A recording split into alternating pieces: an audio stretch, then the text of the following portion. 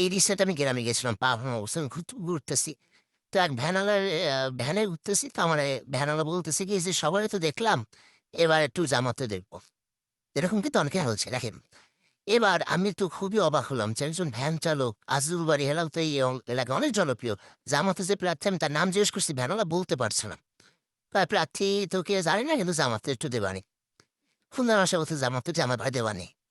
এখন আমি ভালো কথা আমার কিন্তু এটা একটা ব্রেইন স্টর্মিং এর কারণ হলো যে এরকম কেন বলছে?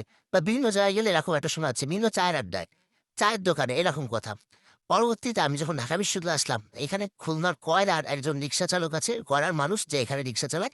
সে আগে একসময় হচ্ছে বিএনপি করতো এলাকায়, পরে এলাকা থেকে চলে আসে। তো তার সাথে আমার দীর্ঘদিনের রিলেশন। এই ৩ দিন আগে সে আমাকে ফোন দিয়ে বলছে, "ভাই একটু দেখা করতাম।" তা আমি ক্যাম্পাসে আমি বললাম, "ভাই আসেন।" বলতেছে, "ভাই একটা কাহিনী হয়েছে।" আমি বলছি, "কি?" বলতেছে কি, আজকে আমার রিক্সায় যে উঠছিল সে আমাকে বলতেছে, "তুই ডেইলি কয় টাকা ইনকাম করিস?" সে রিক্শাওয়ালা বলতেছে যে, "ভাই আমি তো ১,০০০-১,২০০ টাকা ইনকাম করি বা ১,২০০ টাকার মতো ইনকাম করি।" বলতেছে, "তোর রিক্সা ভাড়া কত?"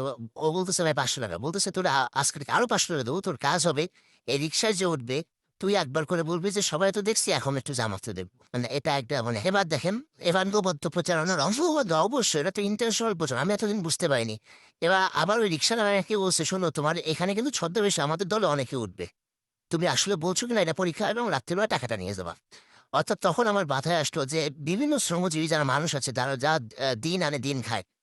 তাদের এই যে দারিদ্রতার একটা অংশকে মানে পুঁজি করে জামাতে এই ধরনের সংঘবদ্ধ প্রচারণা করছে এবং প্রতারণামূলক প্রচারণা করছে।